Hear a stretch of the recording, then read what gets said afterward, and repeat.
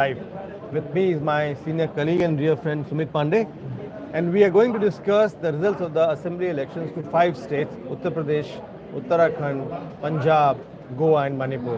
Counting for which is continuing at the moment. A couple of rounds have been counted.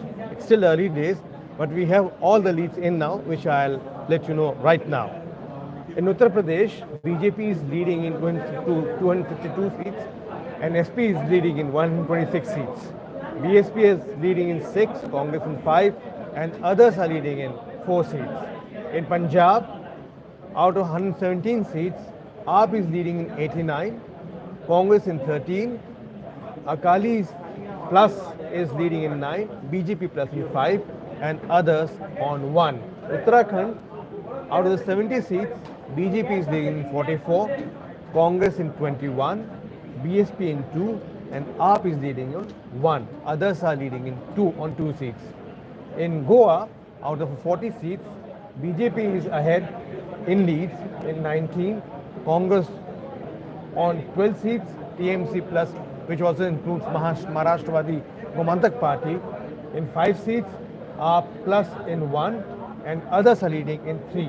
These others will come in very handy for any government that is formed in Goa in the future. And in Manipur, out of the 60 seats, BJP is leading in 23, Congress in 12, NPP in 10, JDU in 6, and others are leading in 9. Here also, the role of others will turn out to be quite important. Sumit, the election exit polls painted a picture which was, I would say, at variance with what people's perception was when people watched the campaigning either on mobiles or on television. Exactly what really happened?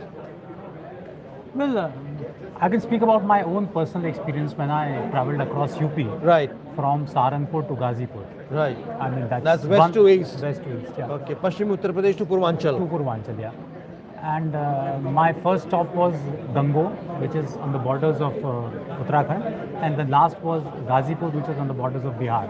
That is Buxar. Across the Ganga, you have Buxar in Bihar. Now there are 2 or 3. As a journalist, it is very difficult for somebody to make a very quantitative analysis of how the elections are going to turn out to be. And it's impossible, virtually impossible, because you have a state or a polity which is, the diversity is so much. Absolutely. What happens in Saharanpur will not happen, those issues will not impact in Ayodhya, will not have an impact in Chandauli. Correct. But what we generally tend to do is that we try to read a certain leitmotif, whether there is a certain strain which runs across the polity in this particular election. Because every election at the end of the day is a churning, is a socio-political economic churning in a society. True. Wherein various caste groups, various social groups or political parties, they compete with one another to get a share or a pie out of the cake. Correct. In the power.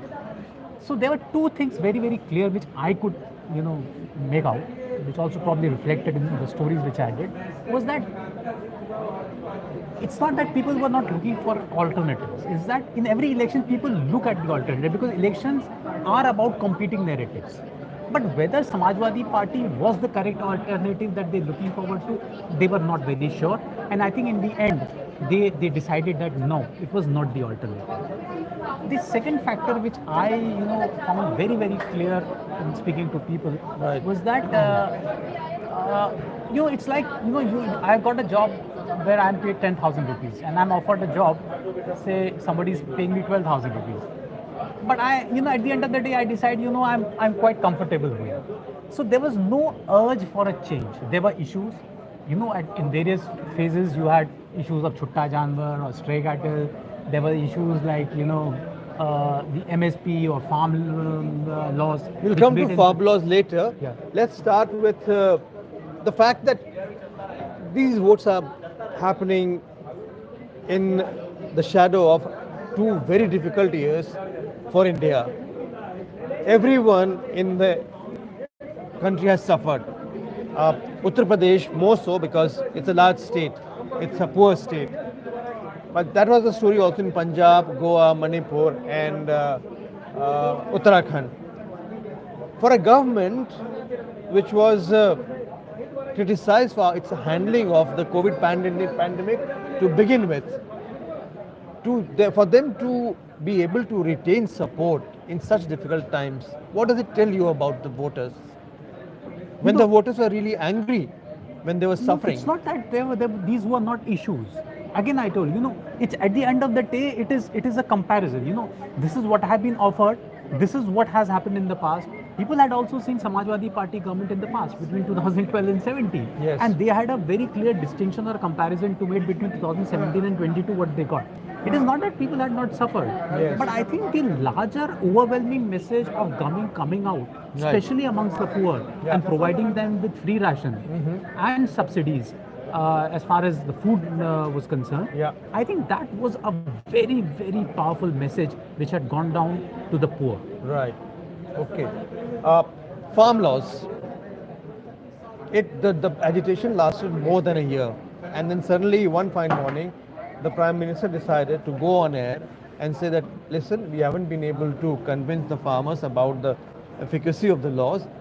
So I'm sorry, we couldn't convey our messaging properly, and we are taking it down. Looking at what's going on at this moment in counting, did he act in haste? No, I don't think he acted in haste. But what I personally feel was that actually, one has to look at the history of Uttar Pradesh and the farm politics. Right.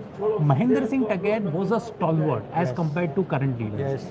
But farmers in general tend to make a very clear distinction between their political leadership and their trade union leadership. Okay.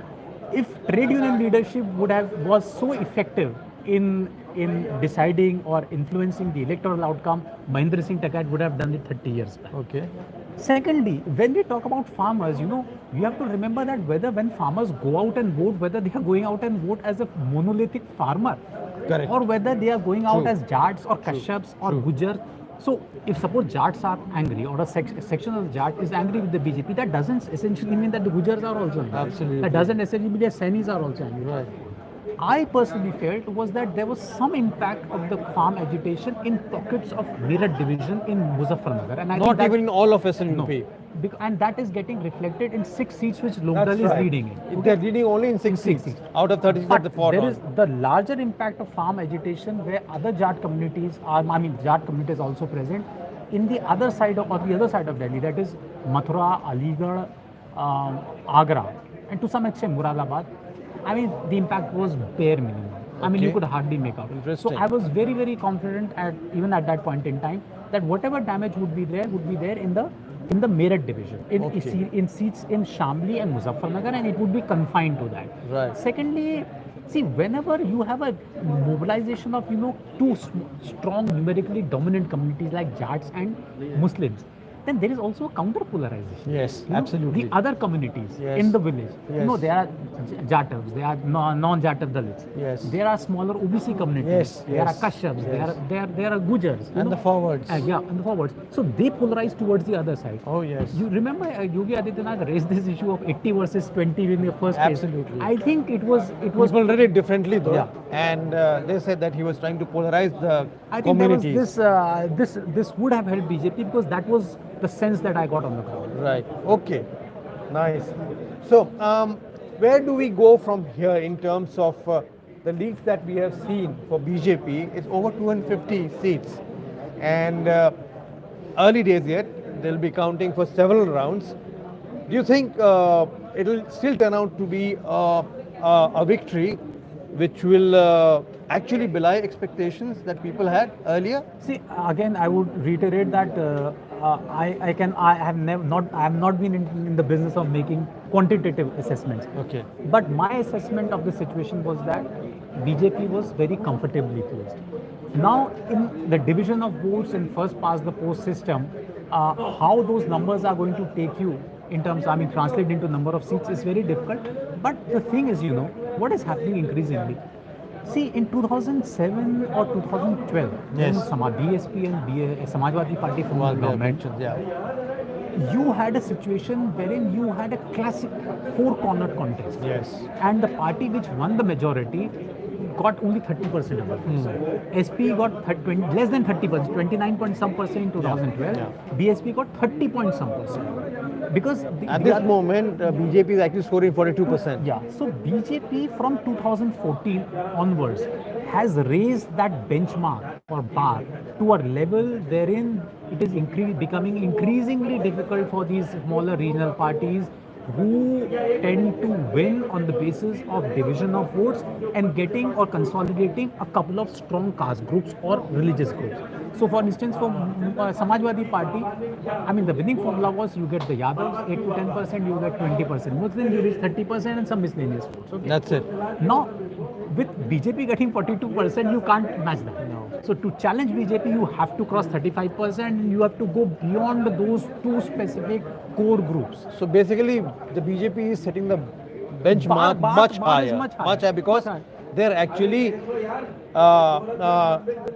taking away a set of people who they expect not to vote for them. Yeah. And therefore, they work harder on the ground with a very efficient machinery, and the rest is left to the leaders who campaign for them. Yeah, I mean, it's a very well-oiled machinery. I mean, it works at many level, and the messaging is at multiple level, and it's not as simple as it one seeks out. You know, for instance, this Suraksha or law and order. Yes, yes. It may appear to be, or may probably have been aimed at a particular, community in the western parts of the state, wherein you have a very highly polarized polity. Yes. Now, once you reach the central Uttar Pradesh, the same law and order becomes a polarizing issue against the Yadav dominance Correct.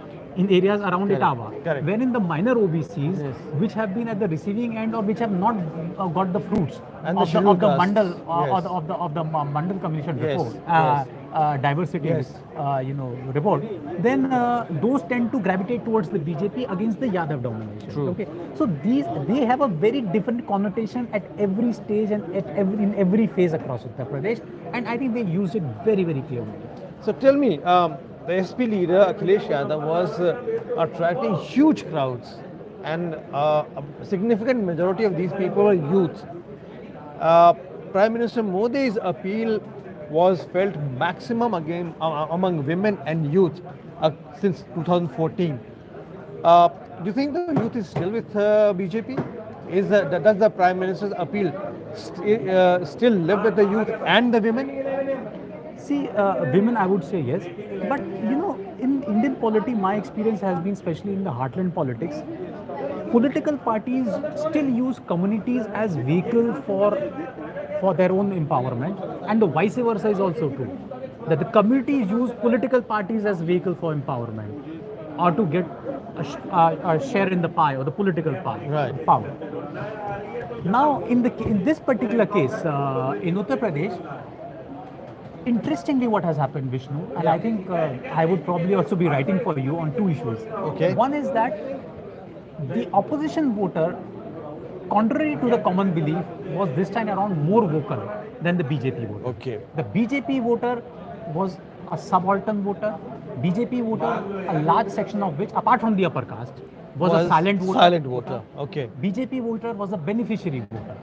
So these were people who had already decided, They had irrespective of the campaigning, who they were going to vote It for. was very clear, which is why I said when you meet these people and you go and you don't meet them as journalists, Right. then they tell you why. Yes, Okay? yes. And they were very clear. So BJP, which is why you saw a lot of noise in the opposition campaign, which used to earlier happen with the BJP. Correct. Correct. And When it people was used in the to- opposition. Yeah. And people used to overestimate BJP and underestimate SP and BSP. Now it is the other way around. BJP in the heartland, one could sense this time, has actually transformed itself as a party of the poor, with the heft or the base vote coming from the upper So caste. basically, they are delivering the relief that is required to the poorest of the poor in India more efficiently than the governments that have been here earlier. Yes, there has been a very clear and stark comparison. And would you name some of the schemes that See, have for really instance- worked for BJP? For instance, I mean, we have seen Indira Awas Yojana in this country for last 40 Forever. years. Forever. 40 years, during Yes. Rajiv Gandhi's time, we had Indira Awas. Yes. So, the number of houses which were made in the Indira Awas Yojana would have been, one or two houses in every village or in a block. The numbers were not there. We have a situation in UP wherein more than 25 lakh houses have been built in the last 5 years. million houses. Yeah, 2.5 million houses. Now, 2.5 million houses means you are talking about 4 voters per house, around 1 crore voters Yes. in a polity of Yes. 16 crores. Yes. 1 crore voters, and then you have the 4 neighbors who are getting influenced that if these 4 people have got it, then probably next time we will I'll also get get it it. too, Since yes. I'm also getting the ration. Absolutely. So you're influencing another 1 crore voters. Yes. So this 2 crore voter is the subaltern voter. Yes. Is the poor voter. Yes, You know. yes. If you look at the cumulative numbers of these welfare schemes, you know, we have reached a situation, I could feel it, that there is a separate category of the direct beneficiary transfer scheme in the country, which has turned into an exclusive voter for BJP in vote. So this whole direct benefit transfer that BJP stressed on from the very beginning when they came to power in 2014 is now really working for them. It is working, and it is working at various levels, Vishnu. For instance, you have this Pradhan Mantri Nidhi where every farmer gets Kisan 6,000 Nidhi. rupees, Yes, Kisan Nidhi, every yes, year. yes. Now, earlier what used to happen, now these are very subtle things, and they have an impact on the ground, and these are very tangible issues, you know. We may not be able to perceive them sitting here in Delhi. True. Now, earlier, suppose if there was a calamity, a natural calamity, so a farmer who owned, or a bigger farmer who owned, say, 120 bighas of land, 100 bighas of land, would obviously get more compensation than the Absolutely. smaller farmer. Yes. Now, that apart, you know, you're getting the compensation, but every farmer has, you know, getting 6,000 rupees. So whether you're rich or poor, there is a parity. Okay. Correct. Now that That parity, itself sends a message. yeah. So that parity itself sends a message to the large section of the small and marginal farmers, which comprise of 85% of the Correct. polity. Correct. That, you know, here is a scheme which does not discriminate against me. You know, which gives equal weightage to me because I own 1 bigha of land than to somebody who owns 20 bighas of land. These are very perceptible, nuanced things which I could see on the ground. Correct, correct. So, all that I'm hearing from you actually tells me that the farm laws were probably not messaged properly, because the 85% of the farming community which stood to gain never really had a say in the agitation that happened. Yeah, in the sense, yes. See, because farm laws, if you look at it, you So know, it was a rich farmers' agitation after all. it had a resonance in Punjab and Haryana. That's for That's it. sure, because they are And you're land- telling in Meerut district. in Meerut, because they are big farmers. But in a state like Uttar Pradesh, you know, the other important aspect about this was the procurement processes. People were really satisfied with that. I met a Muslim landowner in Akbarpur, Ambedkar Nagar, who came from a good family and who had his father was an MLA, 2 times MLA. Okay. And he told me that the power and electricity in Ambedkar Nagar in the last 5 years and procurement has been very good, and that they have had never, you know, they never went to the FCI, go down, you know, seeking, you know, them to come over and procure their goods or their fares. It would happen naturally on its order, and the money would get credited to the account on the stipulated date, you know, which was not the case in the past.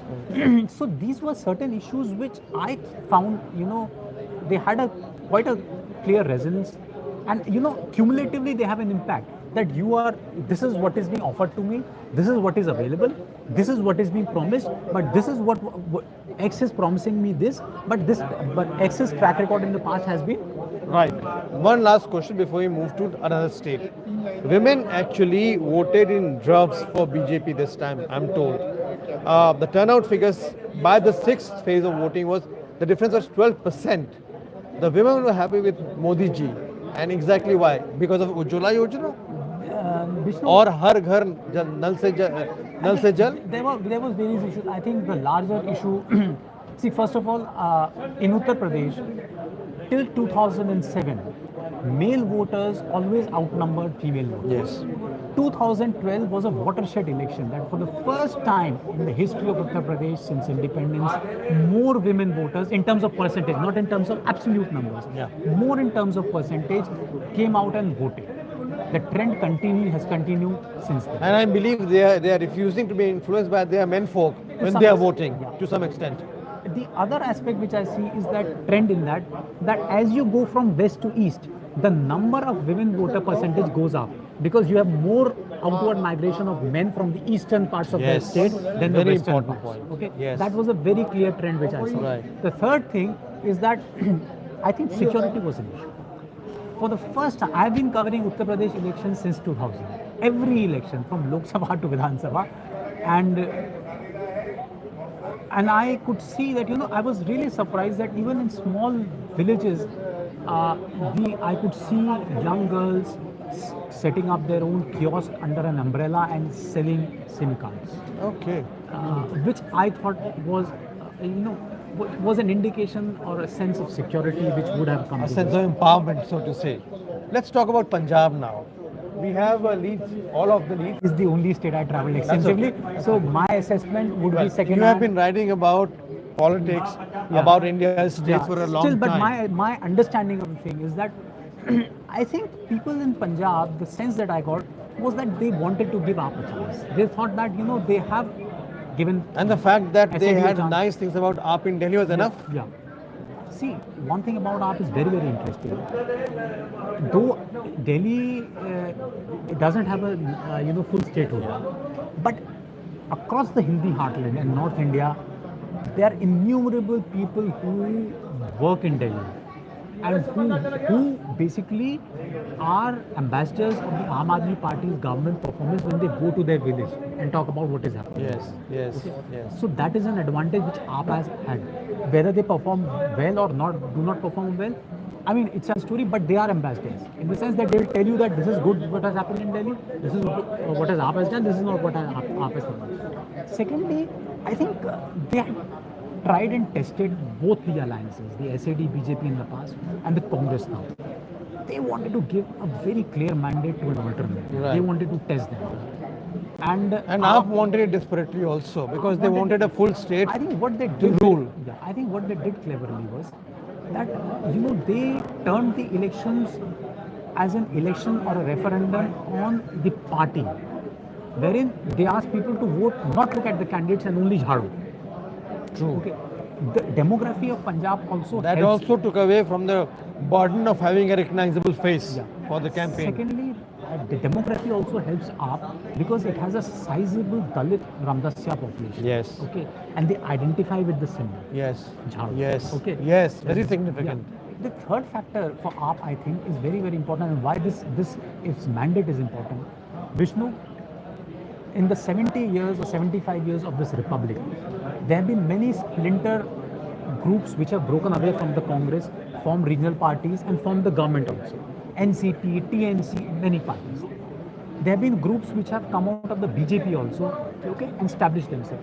There have been regional parties who have used the sub-regional nationalism like TDP, AGP, and come to power. Yes. SAD. Yes. AAP is the only party which has started from the scratch, which has had an organic beginning, and which is the only party to form a government outside its core area. Yes. No regional party has gone beyond one state. Also a party which actually follows the dictum of nationalism, which is being spouted by BJP. Yeah, I think they don't want to concede that right of the center space to the BJP, Right. which Congress has done. While also being center of the fulcrum. Yeah. So I think now they'll try to project themselves as the real alternative to the BJP. To BJP. And will try to replace Congress party. That's what they're claiming, that the Congress, AAP is actually the inheritor of the mantle of opposition to the BJP governments now. Okay, briefly now, Uttarakhand is pretty clear. BJP is leading in 42 seats out of 70 and Congress 24. It's pretty much clear that BJP will go ahead and form government, it appears. Was Harish Rawat brought in too late, you think? No, I think Congress did its very best to lose the elections. In Uttarakhand. I see. They worked really hard to lose the elections. Okay. They were at some point in time comfortably placed, but the way the ticket distribution was handled, the infighting in the unit of the party, and the most importantly, I think the Congress has lost the essential structural bulwark across the country to take on the BJP. They don't have that organizational bulwark now. Or the confidence. Both. I mean, look at, if you look at the assembly elections in the last 10 years, Chhattisgarh has been the only election which the Congress have won comprehensively. Otherwise, wherever they have won, they have just scraped through. Yeah, true. Secondly, I think women voted in large numbers for the BJP. I personally, for a matter of fact, know a lot of my own relatives, wherein, the women voters have gone out and voted for the BJP. I think that would have... What ticked for women in Uttarakhand for BJP? There are two things. I think, first of all, Uttarakhand inherently, with its demography, which is majority upper caste, has a right of the center predilection in the polity. Yes. Okay. It tends to favor, a little right of the center and also nationalist sort of a sentiment. Lots of people going to the army also. from Army also Uttarakhand. is there, and women, in particular, they look. I mean, they tend to like this sort of a strong government, strong leadership, and I think with Harish Rawat they made a mistake in the sense that I personally feel Harish Rawat was their best bet, but also Harish Rawat was the chief minister who lost from two constituencies, 2017. Yeah. I mean, and they again, put their bet on Harish Rawat. I don't know. I wasn't very confident about Uttarakhand as far as the Congress's prospects were concerned because I thought that Congress did not have that sort of a bulwark organization. The other two remaining states, Goa and Manipur, obviously none of the parties are going to get majority. But do you think BJP stands a good chance to actually be in the driving seat in terms of forming the government? I think if no party gets an absolute majority, BJP will form the government. You are convinced about that? I think BJP would form the government. If I'm not wrong, in Goa, I think they are the single largest party. Yes, they are. They are And they're single in both Goa and in Manipur. yeah, so I think And there is an element of others which is bigger in Manipur, but there's others in Goa also. And BJP already has 18 yes, I and they think- will need yeah, 3 they, more. they need only 3 more, so I Yeah. don't think that would be an issue. And in Again, the- you see, Congress had a very good prospect chances in Goa. Yes. They lack that organization bulwark. They don't have a stomach for This fight. when Chidambaram has been camping in Goa for a long time.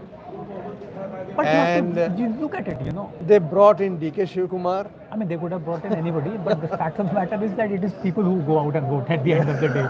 So, in the last 5 or 6 years, have you noticed that the regional satraps who have a stomach for fight have been able to challenge BJP successfully? Mamata Banerjee, Nitish Kumar when he resigned, Arvind Kejriwal, even in parties in the south, or for that matter, Shiv Sena and NCP combined Correct. in Maharashtra. Correct. Congress has not shown that ability to challenge the BJP, to take on the BJP. Would you say the last question? It's really curtains for Congress.